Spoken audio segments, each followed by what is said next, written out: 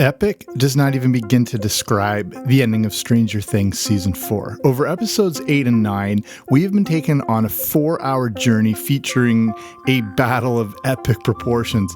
They then leave us at the literal gates of hell, knowing more than ever that things are going to get worse before they get better.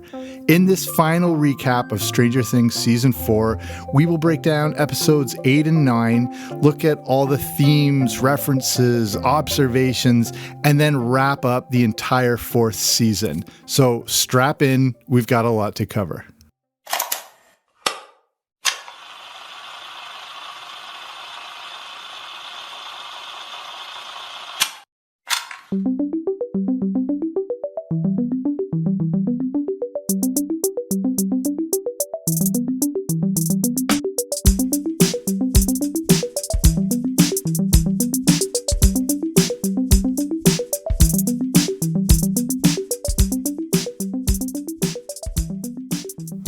Somebody's going to die. As the 8th episode of Stranger Things Season 4 comes to a close, we hear these words spoken by Will. We then are taken into the Winnebago with an individual shot of each of the remaining characters, starting with Steve. Is this a singular proclamation, or will there be multiple casualties as Season 4 of Stranger Things comes to a close? So let's look at the plot recap. Netflix begins with a recap of everything that went down in Volume 1 because it's been a month since we saw the end of that. We catch up with Eleven, who has learned the truth about Henry. She feels as if all these experiments done with her in the lab were only to track him down. The Papa explains that the intention was to track the Soviets, but Eleven knows he can't be trusted. But ultimately, she did open the gate to the Upside Down, and Henry, Vecna, has only been growing with power the whole time. The rest of the gang knows he preys on people with traumatic pasts, and that there will be a 4th victim. Max explains that the grandfather clock chimes 4 times, and with 3 murders so far, that 4th chime will signal the end of the world. Eleven will be the only thing that can save Hawkins, but Papa will not let her go. The military's after her, suspecting she is behind all the killings. Mike, Will, Jonathan, and our stoner relief pal have the coordinates and are on their way to rescue her.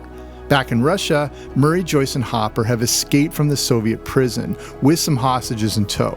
They need to get back to the States, but there's no transportation. Yuri has a helicopter, which he has never flown, and it seems like they're pretty screwed. A call is placed to Dr. Owens, but will anything be able to happen in time to get them back home? Meanwhile, the Scooby-Doo gang has put together their plot to kill Vecna. His holdout appears to be in the attic of the old Creel home, and while he's in the Upside Down, he'll have to physically be in the attic like he's Dracula lying in a coffin. This is where they can take him out. Max will be the bait, knowing she's got the Kate Bush song to pull her out of any harrowing situation. When in doubt, just run toward the light. The kids in Hawkins steal Winnebago, load up on ammunition, and realize the basketball team is looking to take them out too. Whether they're facing the supernatural or these high school hicks, they have begun to understand this may not end well. Even though Eleven has told her friends are safe, she knows better and has been able to see them in the dark void. Back in California, the military has attacked and taken out the people in the lab. Eleven busts her way out only to be restrained by Brenner. The two of them flee amid all the destruction, and even though Brenner is shot down, Eleven takes out the helicopter and the soldiers. Amidst all this destruction, her powers have returned, and Mike, Jonathan, and Will finally find her. They know she's in danger, as is everyone in Hawkins. So, will they return in time? Is Eleven strong enough to take on Vecna? And what role does the military play in all this? As we look in all the themes and observations of episode 8, I feel that the pandemic filming restrictions are most notable in this episode. This is obviously no fault of their own, but seeing the big, wide open scenes in the field and then in the desert makes it pretty obvious these were the only options to continue production. They seem quite out of place, but this was probably the only option. I'm wondering if everything in the Nina facility and the death of Brenner was intended to originally play out like this. Did they have to adjust on the fly? And what was the original intent for scenes like this? Leaving Brenner dying in the middle of the desert doesn't seem like it was the original plan, but I may be wrong. So theme-wise, we keep coming back to that theme of what family is. It doesn't always have to be your direct blood family, but can be the family we've created. Papa or Brenner explains to 11 that the two of them are family, and we can clearly see in the three different groups how our family can be created, and it isn't just limited to those we share a last name with. The bond between Mike, 11, and Will is incredibly strong. And as Will explains to Mike in the van, with some deep subtext there, they are going to be connected forever. The people we go through intense experiences with often bond us to them for life. The group in Hawkins has built their own little family, and it's just as real as any siblings or direct relatives. No matter how they are created, a family is in it together for the long haul, and nothing can break that bond. Hopper and 11 are not related, but he is her father. And the bonds we create with the families we are given are so strong that they'll take us across the country or across the world to get back to them. And ultimately, who is the monster? It's the theme that keeps coming up through this entire season. Is the monster something living in us that we have to suppress? 11 has struggled with this the entire season, but now, in her eyes, Brenner or Papa is indeed the monster. Whether or not his motives have good intentions, the monster can still form within us. 11 has been able to suppress the thoughts that she is the monster, but will this hold up? Or will a confrontation with Vecna reveal more than she realizes? There's a definite calm before the storm feeling at the end of episode 8, but that's to be expected. We need a moment to catch our breath and prepare us for what is no doubt an intense finale. Brenner, in his dying last moments, has freed 11 literally and physically from her restraint. He knows there is no stopping her. As of right now, she knows she's not the monster, and the power of love, without sounding cheesy, and family are more powerful than anything the Upside Down could produce. So we move into the final episode, which is essentially a full-length movie, and everyone is preparing for battle, and we are left feeling pretty unsure of who will survive and who will live to fight another day. Everyone is trying to get back to Hawkins, but it looks impossible. The California crew cannot drive there in time, and Joyce, Murray, and Hopper are half a world away in the Soviet Union. They don't know about Vecna and the opening of the fourth gate specifically, or the end of the world, but the other two groups do. Nancy, Steve, and the crew have armored up Rambo style, with Robin wearing a red beret, and have entered into the Upside Down with a 4-stage plan to kill Vecna. Dustin and Eddie will be the decoys to draw away the Hellbats. Erica is on the lookout, Max and Lucas will bait Vecna, and Robin, Steve, and Nancy will take him out. Back in Russia, Joyce and Hopper finally hook up, and they all wait for the broken helicopter to start working. But there's a problem. Jason and the Hick basketball players have tracked down Lucas, believing him to be part of the satanic curse influencing the Hellfire Club. If you want a little more on this fear of satanic culture in Dungeons and Dragons, I did an episode just a few episodes ago all about that if you want to look into something that had a big influence on this season. Back on the West Coast, the crew realizes they will not make it back to Hawkins, but maybe there's another way. While seeing a billboard depicting a happy family, 11 remembers how she can use a sensory deprivation bath to go into the minds of other people. She did it with her mother and Billy. Could she do the same thing with Max? The West Coast crew makes their way to another Surfer Boy location, empties out a freezer, and creates their own sensory tank.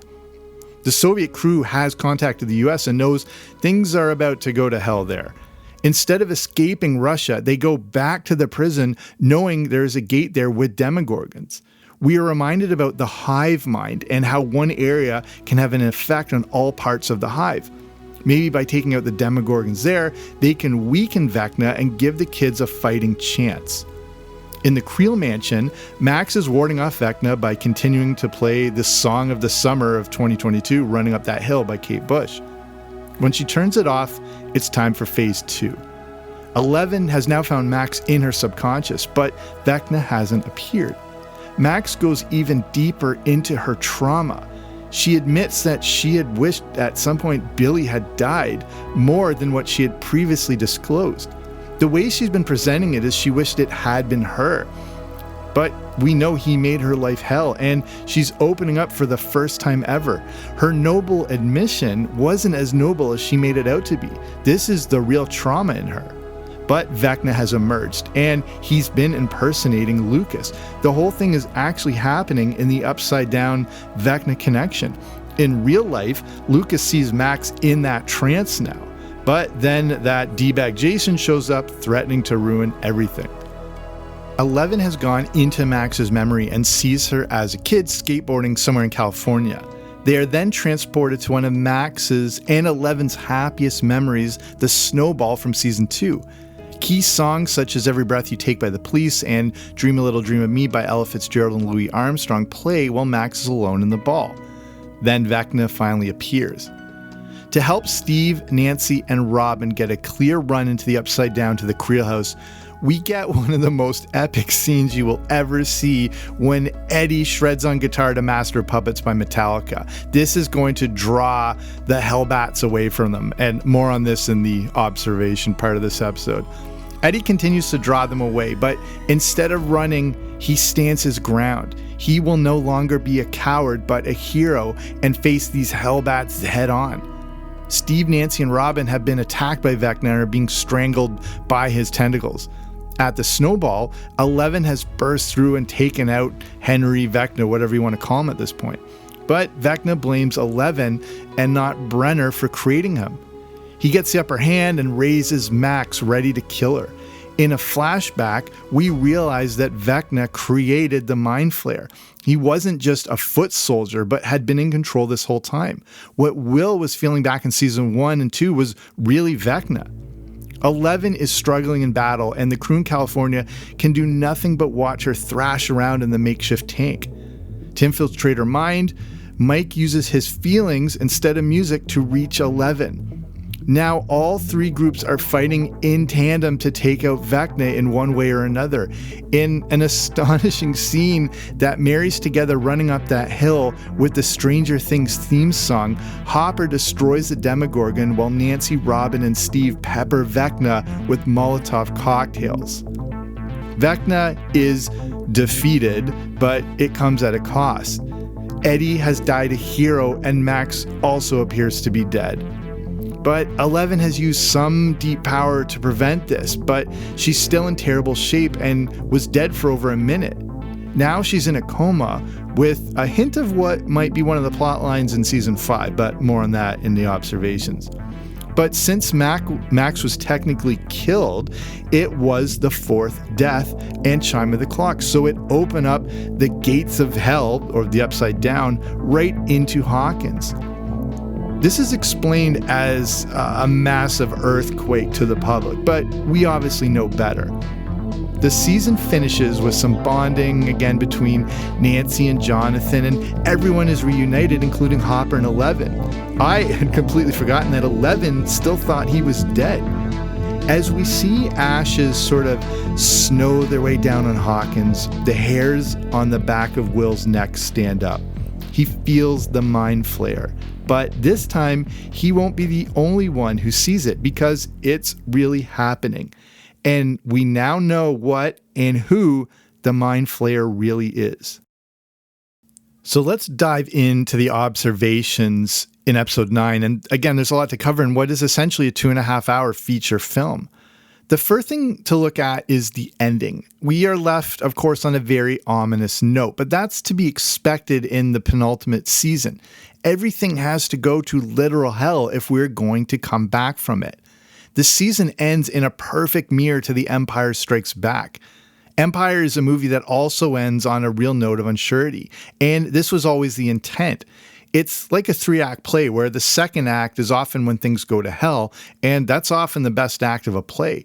We know now that Stranger Things will end after season 5, so season 4 is like their second act. It's The Empire Strikes Back. It's like Infinity War. We even get a similar image to the crew in Hawkins staring at the smoldering ashes in Hawkins, completely unsure of things the same way Luke and Leia are at the end of The Empire Strikes Back. Even look at the shots of these. Even the positioning of the characters is pretty identical as that movie and this season comes to an end. Let's look at some significant use of music, which of course has always been a key element of Stranger Things. When that Master of Puppets scene hit, I freaked out. At first, I didn't catch it. I thought Eddie was playing Crazy Train by Ozzy Osbourne. When I realized it was Metallica, I had my sound system cranked so high, it didn't blow out, but I think it bottomed out and completely distorted my speakers, where I had to just sort of restart them up again. It's like the Neverending Story scene in season 3, and this scene came out of nowhere, and the word epic doesn't properly describe it, and I had goosebumps still thinking about this scene. I saw Metallica live years ago in a relatively small venue of around 10,000 people, and it was a tour where they had their stage, basically a giant square in the middle of the stadium, and it slowly rotated so everyone could get like a full vantage point. And we were maybe 20 rows away, but at stage level. And the power of this band is just indescribable, not just like from a volume perspective, but the power of this band and the music and hearing this live and how flawless it is and the legacy of these guys. It was, I'll never forget it, but I digress. And what's interesting, besides featuring the original recording, the son of the Metallica bass player contributed additional guitar tracks played by Eddie. So it had this sort of raw live performance feel, but then mixed in with the actual recording, which is just incredible. Also, some interesting lyrical connections in Master Puppets, which seem to reference Vecna himself and how he's been controlling everyone like puppets. So one line of the song goes, "Master Puppets, I'm pulling your strings, twisting your mind and smashing your dreams. Blinded by me, you can't see a thing. Just call my name because I'll hear you scream." So Vecna was literally pulling their strings when he would raise his victims off the ground like they were a marionette. Then I like the callback during Eddie's death to the song "When It's Cold, I'd Like to Die" by Moby, which was also used with Will all the way back in season 1. And again, I legit goosebumps during that mixing of Kate Bush and the Stranger Things theme. Just an astonishing use of past and present music to make something even more compelling. It's like you add these things together to get something greater than the sum of their parts. And there's something kind of beautiful about taking a song from the 80s and combining it with a modern piece that is also based in the 80s. And speaking of Kate Bush, thanks to Stranger Things, she has now set a record for the longest period of time for the debut of a song to it hitting number 1 with 37 years. Speaking of music as well, did this connection with songs in Vecna call back all the way to season 1 and we didn't realize it? In that season, a key song was "Should I Stay or Should I Go" by The Clash. And if you remember, Will was continuously singing it to himself while in the Upside Down. Did that ward off Vecna and allow him to survive there for so long? Here are a few more of my random observations. To me, I think the ending was a touch too long. I think they could have cut 10 to 15 minutes out of this and had an even tighter movie, but we've been waiting 3 years for this thing, so I was not complaining at all. I can't believe Steve is still alive based on all the theories and presumptions about this. I really thought he was done. I thought he was a goner. He didn't even have a scratch on him at the end. And I think they took a little of the easy way out by not taking out a major character, instead killing a new character in Eddie, and then killing Max only to have her survive. I really think a major character had to be taken out this season, just to leave it even more on an ominous note. This isn't a cartoon show. This is essentially a horror movie, and I think that's always a important part of the horror movie trope. So, I mean, they did, but in a roundabout way. Also, the Russian subplot didn't seem absolutely necessary. They still needed something for Hopper, Joyce, and Murray, but whether that was to limit cast members together due to pandemic restrictions or not, I don't know if there was an ideal solution in that situation. Speaking of Russia, I was pretty upset there was no connection to the Upside Down and the Chernobyl nuclear disaster. It was right there with the Soviet connection, and they said it at the exact same time. Maybe this will be explored or explained in season 5 to explain what was happening in Russia, the way that Hawkins said the gates opening was just an earthquake. So maybe that will be the Soviet response to the same reaction that's happening there. We'll see. Also, to me, Sadie Sink as Max is the clear MVP of this season, and she seems to be the driving force carrying the show forward. Millie Bobby Brown is still outstanding, and I thought Gaten Matarazzo as Dustin was at his best too. Let's look at some of the 1980s references in this last episode. And the references now are not as overt as they had been in past episodes and seasons. I feel a lot of the callbacks and references and all the other things were there to capitalize on the nostalgia and hook people in. Not that that's a bad thing at all, as that's what the major draw to the show originally was. Now, Stranger Things is its own entity, and they don't need nostalgia in there for nostalgia's sake, but we still get some great ones, including Joyce's Hulk Hogan shirt right during the peak of Hulkamania. We see the return of the Max's Michael Myers mask from season 2. Vicky, of course, an obvious dead ringer for Molly Ringwald. There's references to Starsky and Hutch. Murray with the classic Star Wars line, "I've got a bad feeling about this." At the end, Lucas is reading to Max Stephen King's The Talisman while she's in the hospital. The Talisman is a story about a kid who goes across the country looking for the talisman, hoping to save his mother. Is this hinting at what Lucas's role will be for the next season? Will he be the one looking for a way to save Max, and he's going to go to the ends of the earth to do so? Speaking of Stephen King, the horror master tweeted out he was so on edge by the end of episode 8, he wasn't sure if he could handle the last episode. This is from Stephen King. I thought that was hilarious. So speaking of the movies as well, there are some key films as we talk about the 80s that are a big influence on this season, even this last few episodes. Obvious, A Nightmare on Elm Street, which I covered in the previous reviews, Rambo, Red Dawn. I see a lot of It, a bit of Ghostbusters, Aliens, of course, even a bit of A-Team kind of all mixed together. But at this point, when it comes to the nostalgia factor, the show doesn't have to resort to sticking in a He-Man figure in every other scene because it now stands on its own. And I think the focus is on driving the story forward. And I really think this show, especially this entire season 4, can stand alongside some of those classic things we love from the 80s, like A Nightmare on Elm Street or Goonies or Evil Dead or similar offerings. Stranger Things has cemented its own pop culture iconicness, and kids will probably discover it decades from now. I could see the characters, the imagery, and the situations being referenced in content 30 years from now in the same way Stranger Things references things from the past. It's become a cultural touching point on its own, and as I said, I think it deserves its place along some of our favorite 80s classics.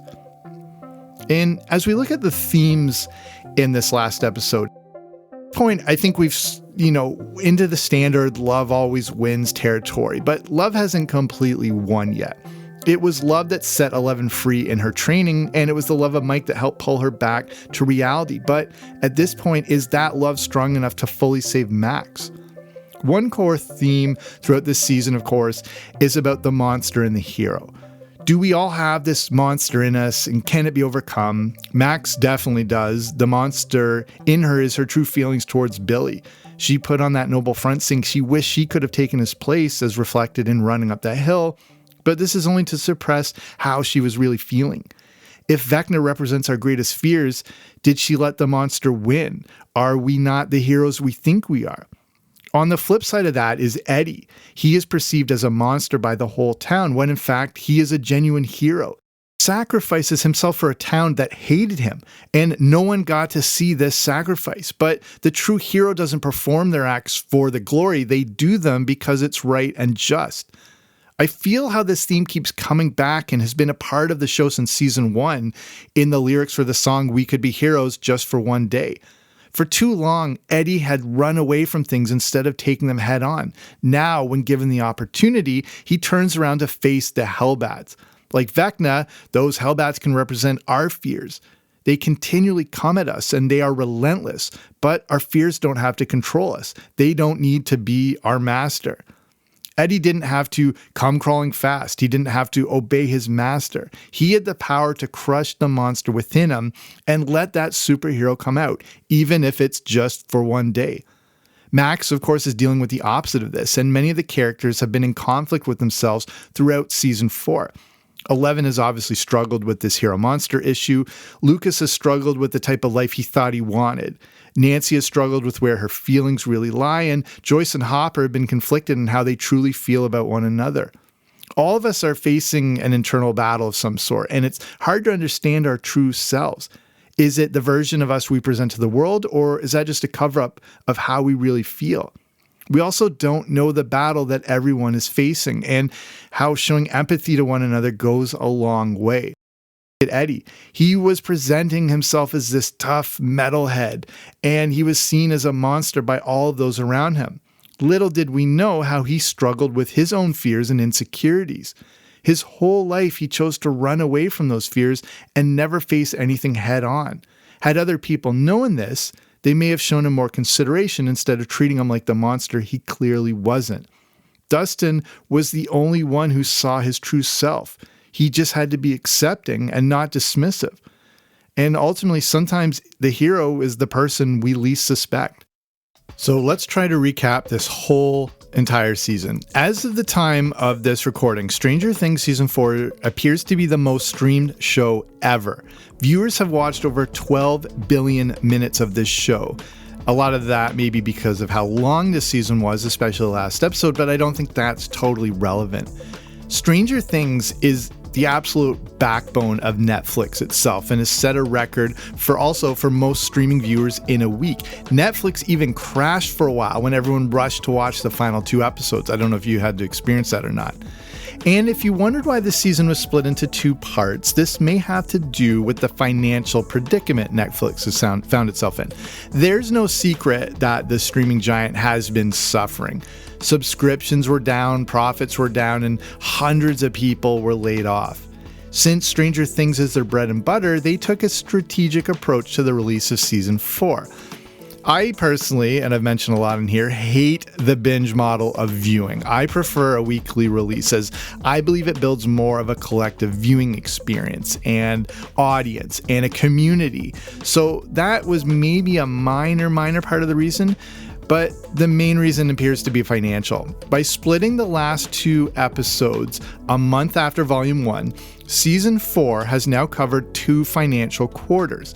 This will help with the bottom line when indicating viewership and profits. It also made people pay for at least an extra month. Many people jump onto Netflix for a single month when they're not borrowing passwords. When a series comes out they're interested in. Since everyone would clearly want to finish the whole season, it required most people to purchase another month. Kind of a ratty move, but understandable knowing the situation they are in. Honestly, I didn't think Season 4 would be this good. I knew it would be great, but I was worried so many pandemic delays and restrictions would affect the final product, and I'm glad I was wrong. They still found a way to take what is essentially a show with a singular direction, but continue to turn it on its head, and ultimately this all exists to set up for the last season. I loved Season 3. I thought it played more into that perfect 1980s nostalgia. It had a more bright and jovial tone, despite all its destruction, but Season 3 looks like a cartoon compared to Season 4. Like its characters, Season 4 of Stranger Things is when it grew up. As I mentioned in previous reviews of this season, if Season 3 was A New Hope, Star Wars A New Hope, we can clearly see how Season 4 is The Empire Strikes Back. It's scarier, it's more intense, and at its core, it's a horror movie. The kids have grown up, and the tone of the series has grown up with them. But what will this mean for Season 5? The first half seems as if it will be pretty destructive, but it will obviously have to end on a high note. Have we seen the series peak at its intensity and horror in this new season, or is it just a taste of things to come? I'm not sure how far into the future season 5 will go, but it looks like it may just continue right into 1986, possibly 1987. So the kids won't be much older, but the actors will. With each year that passes in the series, more growth is happening with these characters. They have been through a lifetime of things over what has only been the span of 3 years. How far into the future are we going to go into season 5? Time travel has been hinted at, so will the characters of Hawkins, Indiana have to go backward in order to move forward? Does taking out Vecna mean going back in time to eliminate him at the source? Or have they grown enough in their abilities and experience that they will be able to handle anything the future holds?